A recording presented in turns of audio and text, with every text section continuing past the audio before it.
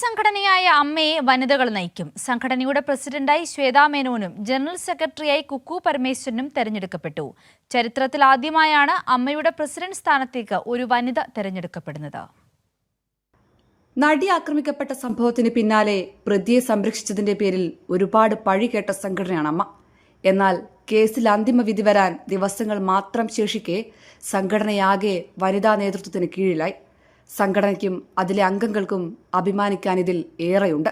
നേതൃനിരയിലെ സ്ത്രീ പ്രാതിനിധ്യത്തിന്റെ പേരിൽ ഇനി അവർക്ക് തല ഉയർത്തി നിൽക്കാം. പഴയ പേരുദോഷം മാറ്റാം. President, vice president, general secretary, joint secretary അടക്കം താക്കോൽ സ്ഥാനങ്ങളെല്ലാം ഇനി വനിതാ താരങ്ങൾ വഹിക്കും. പുതിയ എക്സിക്യൂട്ടീവിൽ 4 വനിതകൾ ഇടം പിടിച്ചതും ചെറിയ കാര്യമല്ല. ചുരുക്കത്തിൽ അമ്മയെ ഇനി വനിതകൾ നയിക്കും. പുരുഷാധിപത്യത്തിന് അന്ത്യമായി എന്ന് വ്യാഖ്യാനിക്കാമെങ്കിലും പ്രധാന പുരുഷ താരങ്ങളൊക്കെ മാറ്റത്തിനായി നിലപാടെടുത്തു എന്നത് പ്രധാനമാണ്. വലിയ മാറ്റമെന്നും അതിനെ സ്വാഗതം ചെയ്യുന്നുവെന്നും സന്തോഷ് കിയാറ്റു. അമ്മയുടെ പ്രസിഡന്റായി ഒരു വനിത ആ സ്ഥാനമേൽക്കുകയാണ്. ജനറൽ സെക്രട്ടറിയായും ഒരു വനിത വരികയാണ്. വൈസ് പ്രസിഡന്റായും ഒരു വനിത വരികയാണ്. അതിലപ്പുറം 4 പേർ.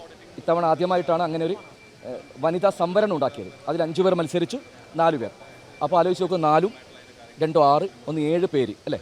7 പേർ അമ്മയുടെ നേതൃത്വ നിരയിലേക്ക് വരികയാണ്. അത് വലിയ സന്തോഷത്തോടു കൂടി, വലിയ അഭിമാനത്തോടു കൂടിയാണ് കാണുന്നത്. മമ്മൂട്ടി, മോഹൻലാൽ, ഇന്നസെന്റ് അടക്കം പ്രമുഖർ ഇരുന്ന പദവികളിലേക്കാണ് പുതിയ തലമുറ കയറി വരുന്നത്. ആ അർത്ഥത്തിൽ ഇതൊരു തലമുറ മാറ്റം കൂടിയാണ്. സംഘടനയെ മികവോടെ നയിക്കാൻ കഴിയുമെന്ന ആത്മവിശ്വാസം പുതിയ നേതൃത്വത്തിന്റെ വാക്കുകളിലുണ്ട്. ചരിത്രം ഉണ്ടാക്കാൻ വേണ്ടിയിട്ടല്ല, അങ്ങനെയല്ല. പക്ഷേ കുറേ ദിവസമായിട്ട് നമ്മളിങ്ങനെ എപ്പോഴും മീഡിയയിൽ പോകുമ്പോൾ തന്നെയല്ലേ കേൾക്കുന്നത്, സ്ത്രീ വരണം, അമ്മ എന്ന് പറഞ്ഞാൽ നിങ്ങളെല്ലാവരും AMMA എന്ന് പറയുമ്പോൾ നമുക്കെല്ലാവർക്കും ഭയങ്കര വിഷമമാണ്. നമ്മളെ സംബന്ധിച്ച് ഇത് അമ്മ ആണ്. നന്നായി ഹാർഡ് വർക്ക് ചെയ്യണം, എല്ലാവരും വർക്ക് ചെയ്യണം. എന്നാൽ പുതിയ നേതൃത്വത്തെ കാത്തിരിക്കുന്നത് ചെറിയ വെല്ലുവിളികളല്ല.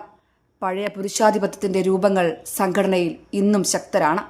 വ്യാജ പരാതികളും കേസുകളും ആരോപണങ്ങളും ഒക്കെയായി തെരഞ്ഞെടുപ്പ് വേളയിലും ഇത്തരക്കാർ സജീവമായിരുന്നു. അവർ തൽക്കാലത്തേക്ക് നിശബ്ദരായെങ്കിലും ഈ ശാന്തത എത്ര കാലത്തേക്കെന്നറിയില്ല. WCC അടക്കം ഇടഞ്ഞു നിൽക്കുന്ന വനിതാ താരങ്ങളോട് പുതിയ നേതൃത്വത്തിന്റെ സമീപനം ഭാവിയിൽ നിർണായകമാകും. കോടികളുടെ നികുതി കുടിശ്ശികയും GST കുടിശ്ശികയും ഒക്കെ പുതിയ നേതൃത്വം നേരിടേണ്ട വെല്ലുവിളികളാണ്. ഇതിൽ പ്രമുഖ താരങ്ങൾ പുതിയ നേതൃത്വത്തിന് നൽകുന്ന പിന്തുണയും നിർണായകമാകും. നിലവിലെ പ്രതിസന്ധികളെയും വരാനിരിക്കുന്ന വെല്ലുവിളികളെയും കരുത്തോടെ നേരിടുമെന്ന ആത്മവിശ്വാസത്തിലാണ് പുതിയ നേതൃത്വം. അർച്ചന വിനോദ്, കൈരളി ന്യൂസ്, കൊച്ചി.